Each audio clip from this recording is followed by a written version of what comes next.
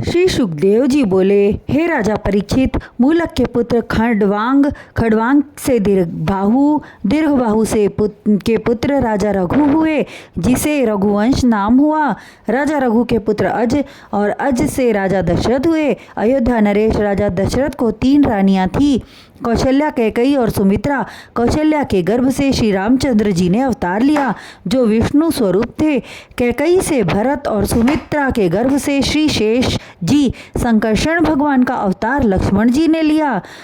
लक्ष्मण जी के साथ शत्रुघ्न का भी जन्म हुआ। बचपन में ही श्री रामचंद्र जी एवं लक्ष्मण ने ताड़का नामक राक्षसी एवं सुबाहु आदि राक्षसों को मारकर ऋषि विश्वामित्र के यज्ञ की रक्षा की और गुरु विश्वामित्र के साथ जनकपुर में जाकर राजा द्वारा रचे गए स्वयंवर में शिवजी के दिव्य धनुष को तोड़कर सीता से विवाह किया तथा परशुराम के गर्भ को चूर किया। तत्पश्चात पिता की आज्ञा मानकर लघु भ्राता लक्ष्मण एवं पत्नी जानकी सहित 14 वर्षों के लिए वन में चले गए और पंचवटी में पर्णकुटी बनाकर रहने लगे। एक दिन लंकाधिपति रावण की बहन शूर्पणखा वहां पर आई और काम के वशीभूत होकर श्री रामचंद्र जी से विवाह करने की इच्छा व्यक्त की। तब लक्ष्मण ने भाई राम की आज्ञा पाकर उसके नाक कान काट लिए। वह रोती बिलखती खरदूषण त्रिशरा आदि राक्षसों के पास गई। वे अपने साथ बहुत बड़ी सेना लेकर रामचंद्र जी को मारने आए और स्वयं मारे गए। तब शूर्पणखा ने अपने भाई रावण से जाकर सारा वृतांत कहा। तब रावण ने मामा मरीच को सोने का मृग बनकर राम को भटकाने के लिए कहा और स्वयं माया से साधु का वेश धारण कर सीता का हरण करके लंका ले गया। जब रामचंद्र जी और लक्ष्मण जी लौट कर आए तो पर्णकुटी सूनी देखकर सीता को ढूंढने लगे। विलाप करते हुए पर्वत की कंदराओं आदि में देखा, किंतु सीता कहीं न मिली। जब वे ढूंढते हुए आगे बढ़े तो मार्ग में गिद्धराज जटायु घायल अवस्था में मिले। उन्होंने बताया कि लंकापति रावण सीता को हर कर ले गया है, उसी ने मेरी यह गति की है।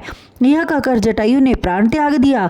तब श्री रामचंद्र जी ने अपने हाथों से जटायु का अंतिम संस्कार किया और आगे बढ़े। वहां उन्हें वानर राज सुग्रीव मिले। उनसे मित्रता करके उन्होंने सीता की खोज करने के लिए वानरों को चारों तरफ फैला दिया और हनुमान जी को लंका भेजा। हनुमान चेतावनी स्वरूप रावण की लंका जलाए और श्री रामचंद्र जी के पास आकर पूरा समाचार बताया। तब हनुमान, जामवंत, सुग्रीव, अंगद आदि वानर वीरों को साथ लेकर प्रभु श्री रामचंद्र जी सागर तट पर आए और उस पार उतरने के लिए समुद्र से मार्ग मांगने लगे, किंतु समुद्र ने मार्ग न दिया।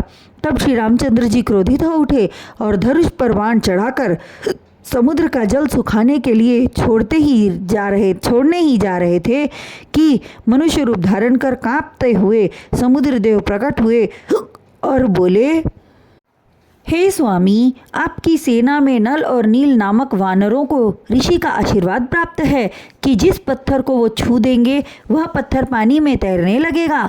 आप उसकी सहायता से पुल बांधकर अपनी विशाल सेना सहित उस पार उतर जाइए। हे राजा परीक्षित, अपनी सेना सहित श्री रामचंद्र जी लंका जा पहुँचे और रावण से संग्राम किया। युद्ध में एक एक कर लंका के सारे वीर मारे गए।